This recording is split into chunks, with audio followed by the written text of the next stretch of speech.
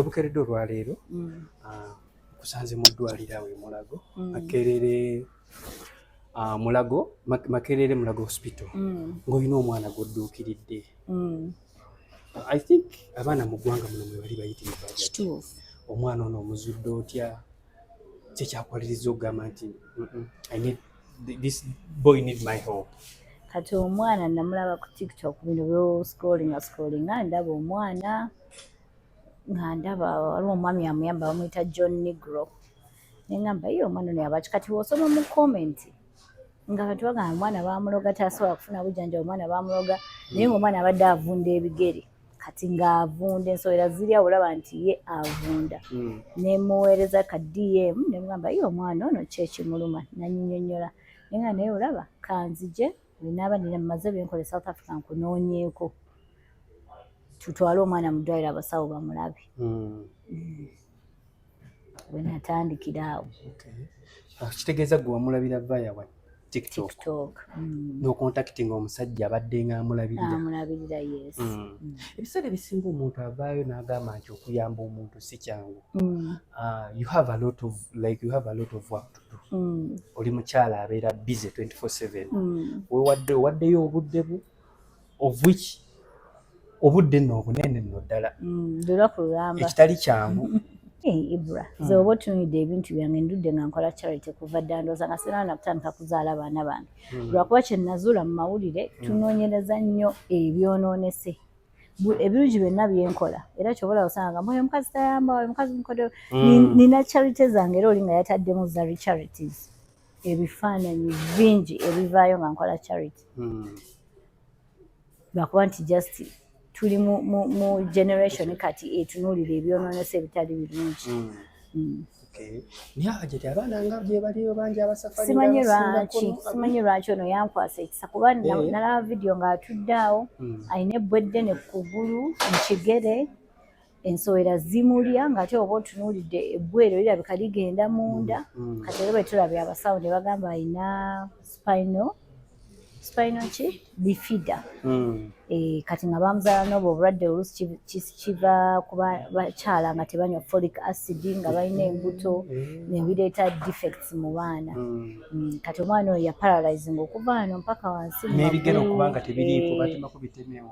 Kati obulwadde obwo azze yeekoonanga kati olw'okuba ali paralyzed tawulira nti yeekoonye. Kati yakoona obugere mpaka lwe bwaggwaako. Tafiiringa nti bw'oba omufunyeeko talina, ali paralyzed okuva eno wansi. Yeeyonoonera n'atategeera nti yeeyonoonedde kuba takiwulira nti neeyonoonedde. Era sawo ko omwana oyo yavunda mu bbina lyonna bambi. Era tumulese bamuadmitinze nga balina omulongoosa, alina amasira mangi. Balina omulongoosa bamukiliininga ebiwundu bingi. Ibra naye kati nze nalaba ku kigere kyokka. Kati ate era bwe ndabye okuba nti yayonooneka eno yonna bikwasa ennaku. Well, webale kuba n'omutima ogwo Ajati wewawo nga bw'omanyi nti abantu abasinga baagala nnyo ebyonoonese era nga bw'ogambye omuntu bw'avaayo nga gwe boovudde boogera ebigambo bingi tiyeeraga. So tukwebaza omutima ogwo olw'okubeera nti munnaayo osazeewo n'otwala obudde bwo n'otwala tutunuulire expense. Mu butuufu akagaali tokko tugenda kukasasula wano we tutudde naye kati eby'omu ddwaliro simanyi kuba ngambye bakole ku mwana nze banambuulira. Obagaye bamukoleko banakubuulira bamuadmitinze bamukoleko kyonna ekyetagisibwa omusawo main gwe namutwalidde Sabrina ajja kubambuulira. Naye funa priority yakujjanjaba. Si mwana yekaago nsoose gwendabirira ndudde waliwo Katalo Nyo Share Center nagendangayo emirundi mingi. Nkola nnyo charity wano e Uganda naye kati engeri gyendi ennyo eri nkola nnyo charity South Africa. In fact na adoptinga ne orphanage South Africa. Era ndowooza ebiseera bisinga mu ndaba ku Snapchat yayimba ngenzeeyo basaplayinga ebintu emirundi ena omwaka ebyo ebitandika January ebiddayo ku ssomero winter wakati awo ng'eyingira nga tuyingira summer ne Christmas nga tennatuuka ekyo kyatteeka ana 67 children nina amasomero era gaba orphanage South Africa getuludde nga tusupplying emmere I think for 7 years eryo ssomero ddala nayo lyaba orphanage tuwa supplying emmere emirundi 3 mu week eryo ssomero ddala kati eno gye adopting orphanage erina abaana 67 naye eryo essomero ddala lirina abaana noza 10 mu something so tutwala emmere ku Monday ku Lwokusatu ne ku Friday ekyo tukikola ng'ekitongole kyaffe ekya Brooklyn City College eri South Africa netuyamba waliwo essomero ly'abaana nabo bato primary so ebyo ebintu byonna byotasobola kuvaayo buli kiseera ng'ogamba kweraga lwaki otugamba era weeraga ne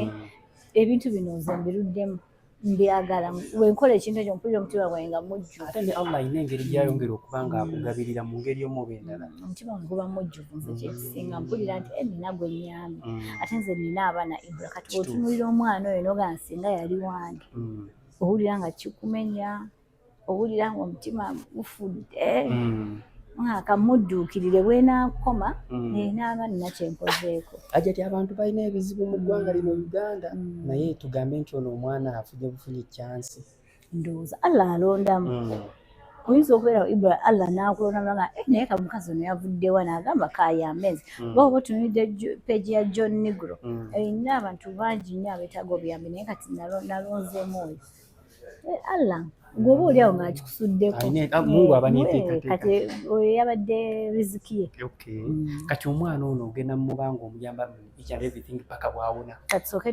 tumujjanjabe kati kuba bangambye alina n'akasomero gy'asomera tulabe bwe kaba akasomero kuba n'okweyongera okuba nga omwana ono avunda talina care mama we yamusuulawo taata we alabika ndowooza oba lumu mu mwaka oba mirundi 2 kati alina sisita we gw'abeera naye ate naye tabeerawo nnyo kati obuvunaanyizibwa ne buba nga bw'akasomero kyovola nti tebamuyonja buli kiseera n'aba nga ensowera zimubeerako ate zimwongera bacteria neyeyongera okuvunda bw'anaaba avudde mu ddwaliro tuyinza okunoonya kye bayita special needs school simanyi wana Uganda bwe ziri zezisinga okuba nga zaabalema zaabaki kati ne tumuteeka eyinza n'okuba nga boarding kati mu kifo ky'okuba nti omwana bamusuuliridde ne tumanya ali mu special needs school nti waakiri obuyambi obuweereza essomero n'omanya nti bakeyateeka balabirira abaana balala bajja kuba bamulabirira naye ajati wano olinawo foundation e Uganda sirina nyamba buyambi nkera kumakyala nga tugenze wano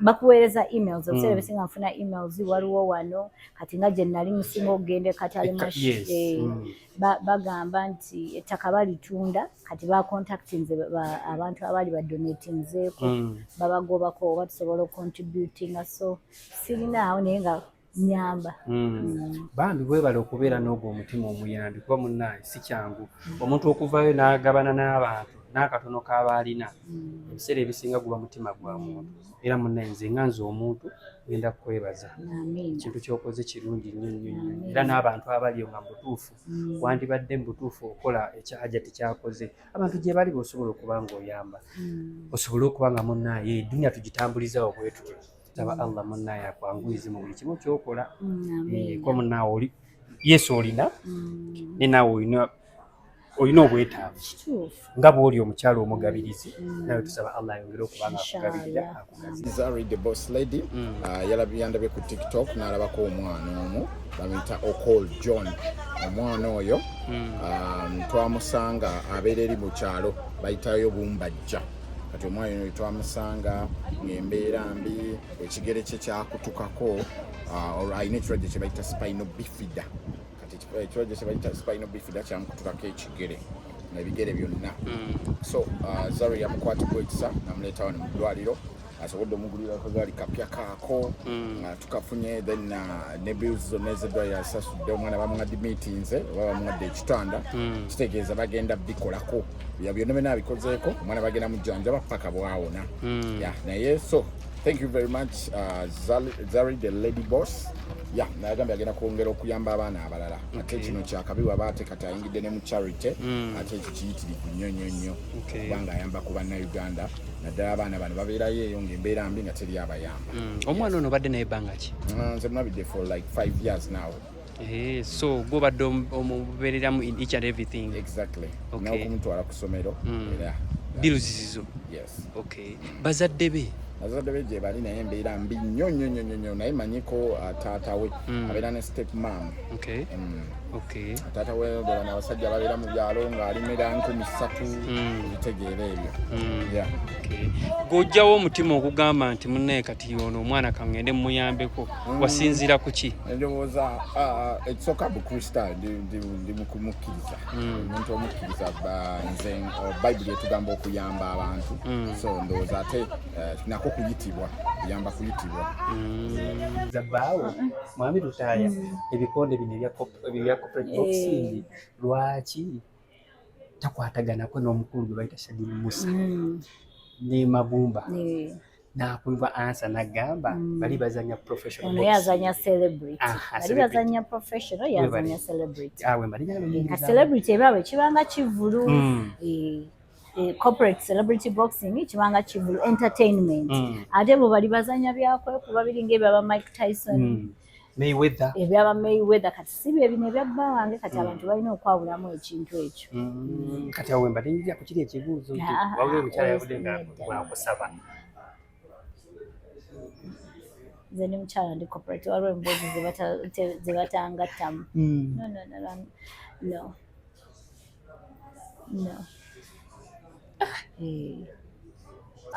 Abantu bafiiriddwa abaana bangi school trips sente basasudde nnyingi otuuka otya ogamba nti mukola school trip abaana bavudde e Kampala bagenda eri yonna gye balaze kunoonyayo ki kukolayo ki on top of that ne sente ze musasuza abaana obeera mu school trips nnyingi abula kino kikubuulira abaana bange tebagenda school trips baleeta obupapula tugenda mu zoo ki neŋŋaana obusasula Shakibu waba waali bamanyi omugaa Uncle Shakibu please sign mama doesn't want to sign for me nambuuza lwaki tebagala ne mwanze ebintu ebyo ndaba nnyo abaana nga bafiiramu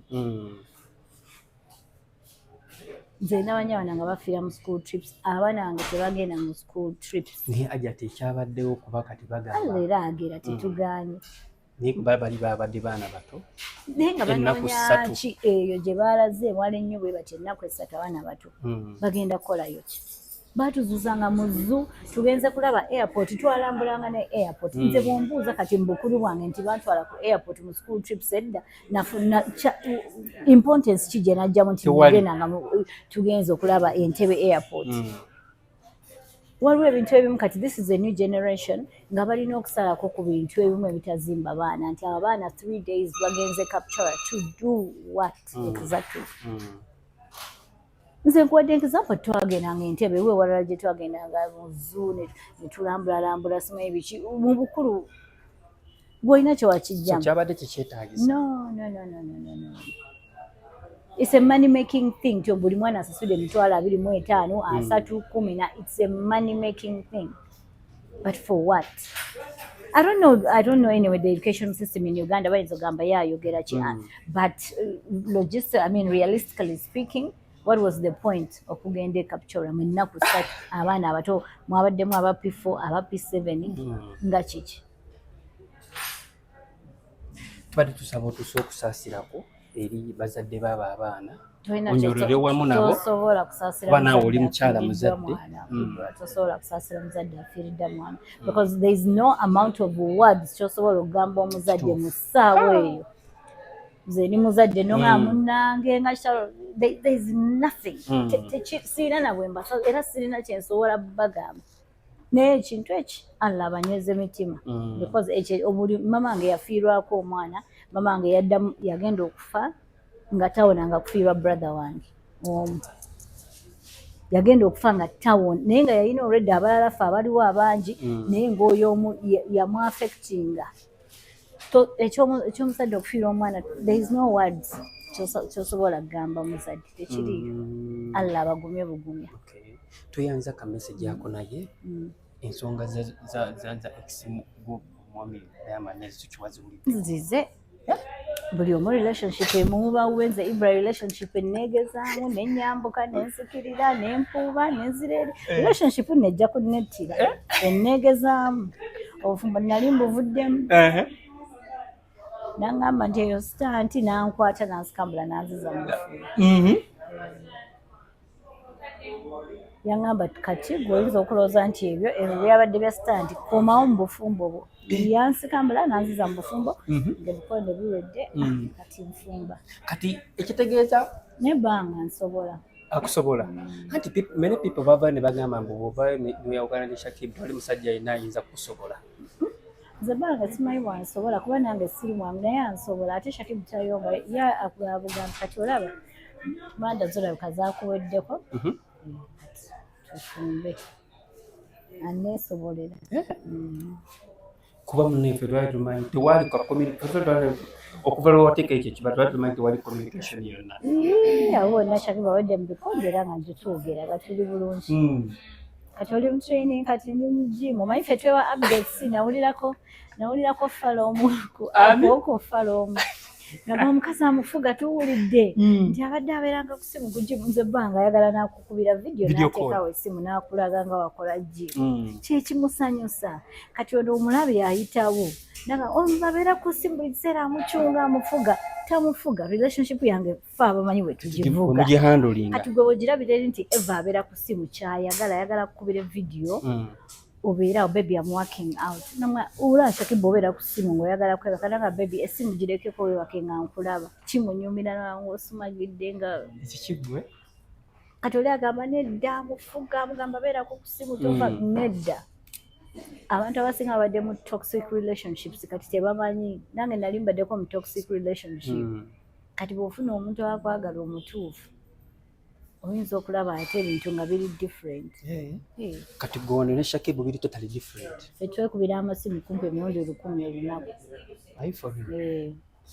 n'omwaka update mbadde nva mu kamiting kano naye kanstresses emna nga baby olaba sooka onywe ku mazzi funa kajuice okakkane that's it kati obadde omukubira emubuulirako I was my day abali baby nvaano nva kusaala naye ndi ku dduuka ambadde kwano ne ba Ibra bayiseewo kale baby ngenda kuddamu there is nothing wrong with that tekitegeeza nti omuntu omufuga ffe tuli mu long distance communication nti ambuulira baby kati ngenze mu training yabikonde baby essimu yange njirese ku charger kuba manyi wankubira essimu ngenda kuvaako banayiga naye kati gwe kikutwalira kiro nga baby essimu nagirese waggulu mbadde ne batiika wansi omanyi kati in that process ebimu ku byali bwe bagamba mbu yakolanga nnyo excuses mbu Shakib wamukubiranga ebiseera ebyo nga takwata bigambo by'abantu anti kyengambye abantu bakutegerera relationship y'okusinga gwe Shakib ne waba ayingira mu steam akuwa essimu ngenda gireko wano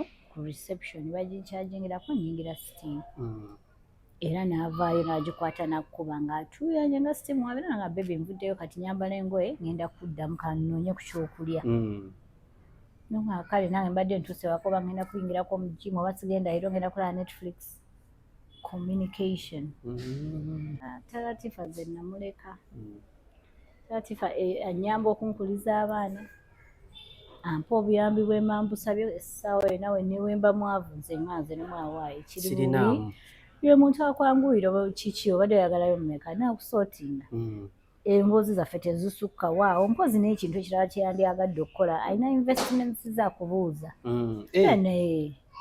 like omuguiding ayagala nnyo advice yange ebiseera ebisinga kubuuza era namugamba naye gwe kati olina abantu bosobola okuba nga obuuza nanga nti gwe nkubuuzaako kubanga ebintu byensinga okukola mu maaso bigenda kuyamba abaana kati my best ati era kati nabo ababaliramu kati simanyi oba n'abalala abakubira naye nze era abakulaga kinkubuuzaako ate asuubira nina experience kati nsobola omuguidinga ku kintu ekituufu so okusukka awo tewali kyaga nti agenda kudda naye abakazi bonna bwe tutunula kati relationship zeyakabaamu zukiwuya agenze Ibro obulamu bwa Talatifa buli omu n'obulamu bwe Sara amwogerako obubi omusajja simulinaako obuzibu kati tutunulire neeyiyo sofa naye nga ennungi twakulinda mu bikonde twali tumanyi ogenda kujja mu bikonde Nairobi ne bannange nalina ebintu abanya nange South Africa emirimu gyange gimanyi okunkwata nga sisobola kugenda Nairobi era nakimugamba nakitegeera.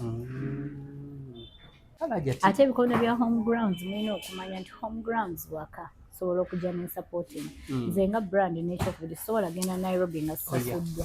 I'm a brand. Ate eri expensive. Bwamba sunyawo emitwalo ng'ebiri esatu ogenda Nairobi basobola kuyimuka genda as much as it's my husband kuba eri business bo bakola. Kati nze manfunye namuwa naye wano ku home grounds nalinnya dda neetuuka. Kategedde. Well, olina event gy'otegese mu December. Tubadde tusaba oyongere ogitangazizamu ku bantu.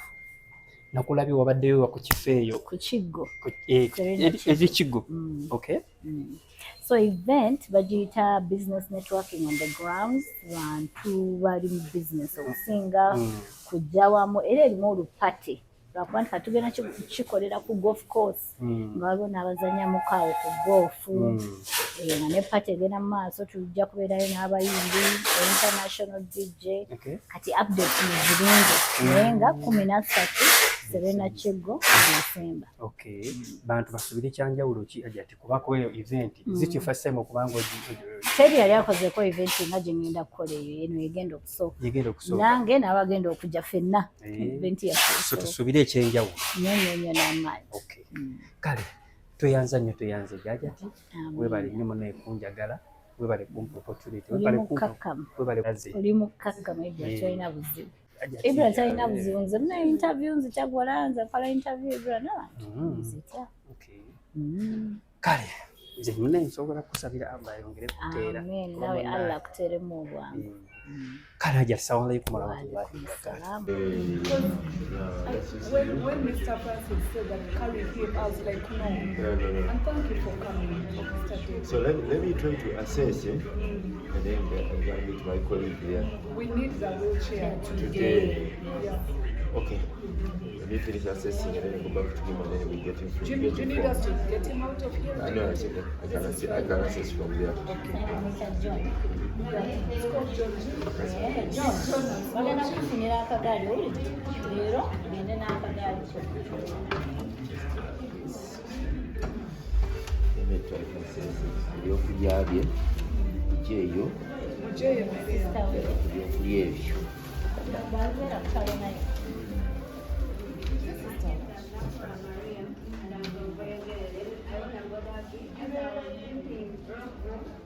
John, are you happy of getting your wheelchair?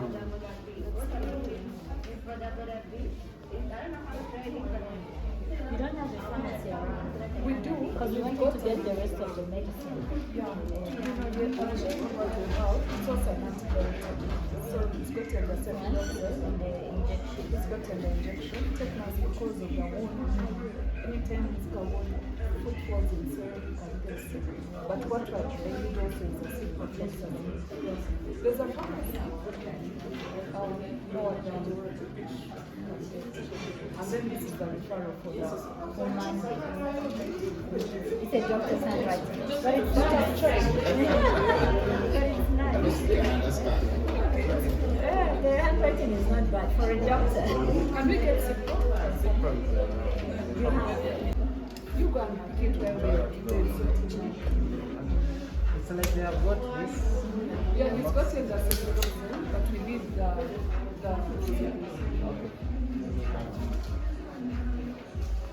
John.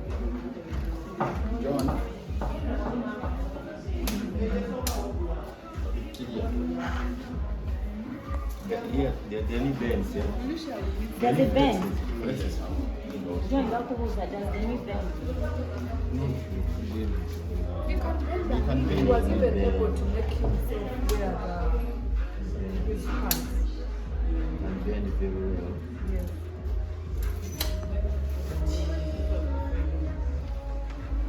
So yeah, in the leg, when you get hard, it doesn't feel.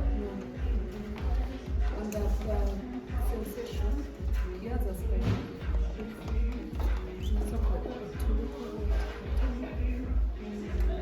You see this? Yeah. So it's stuck. Oh, yeah. Wakuluma. bakuluma bwe tukwata bakuluma. So when they do him they should be able to say, should we do compress again? All those things. Or is that the first operation you probably had? But why they didn't work on. So let them reevaluate him and we see if they can. I mean, you let me know. Yeah. I need to give you the contact. John.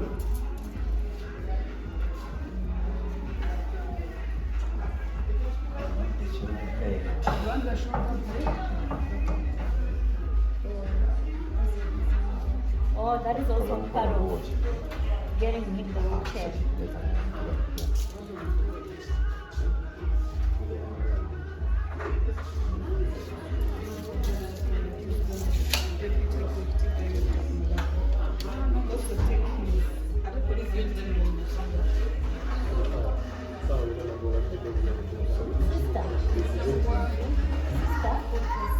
How are you? Fine. So when you So he wasn't walking. No, we can't. Because he's paralyzed. Yeah. This is the bilateral paraplegia. Yes.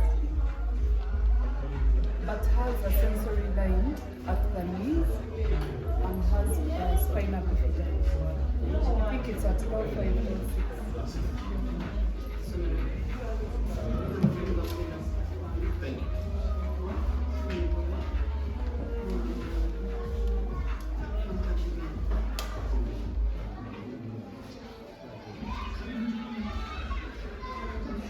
Do we have that socks, was it? Or you just put it on in? Yeah, and it's but they just but you have to put it on make this.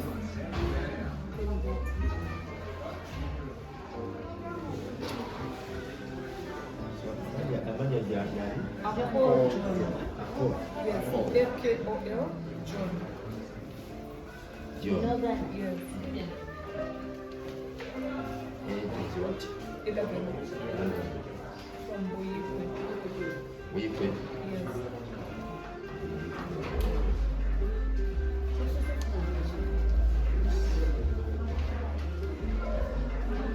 I have forms, but I pay. Because I was having.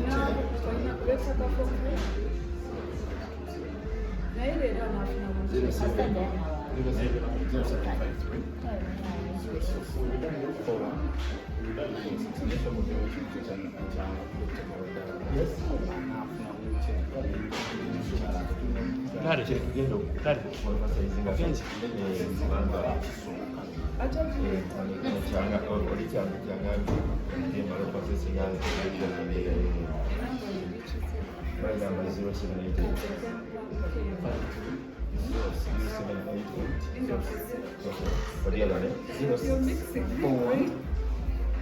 96.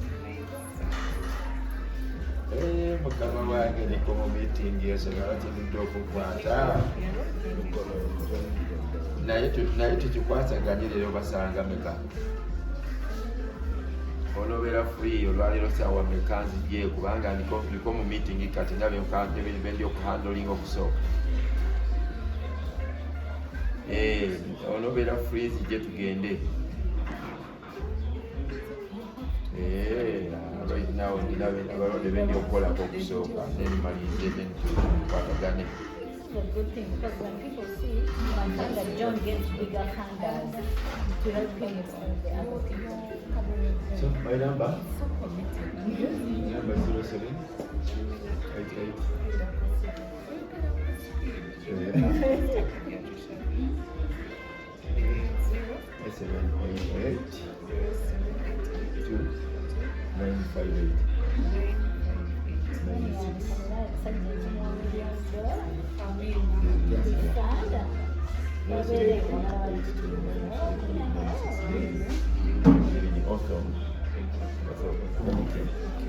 Let me go and meet this guy, we see.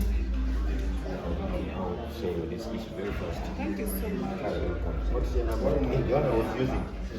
That's what one is here. I call it the other lady.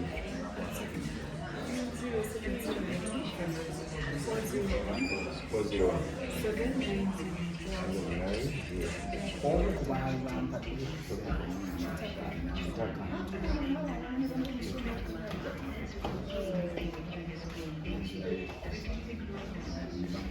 Let me have it.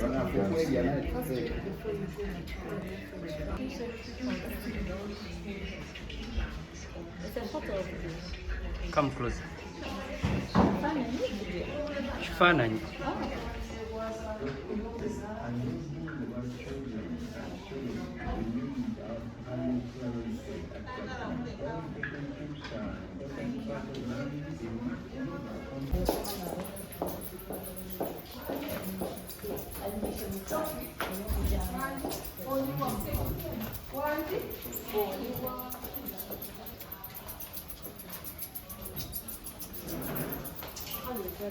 So we are done.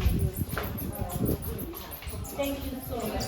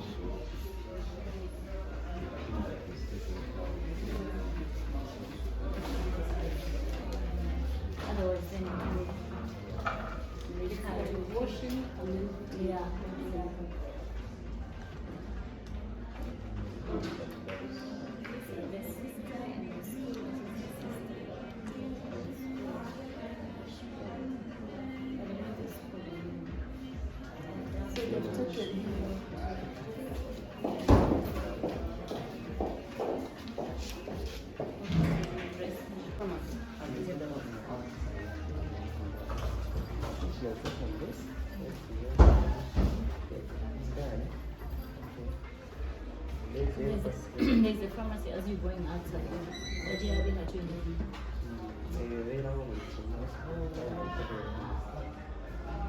It's just good. Let's go down outside. It's okay. There's a common ground here, but it's time wrong. It's not around. This one, yeah. This. Maybe this one is this. Yeah. It's just for review on this pediatric and the medication. They are doing the wheelchair. So they are giving vaccine.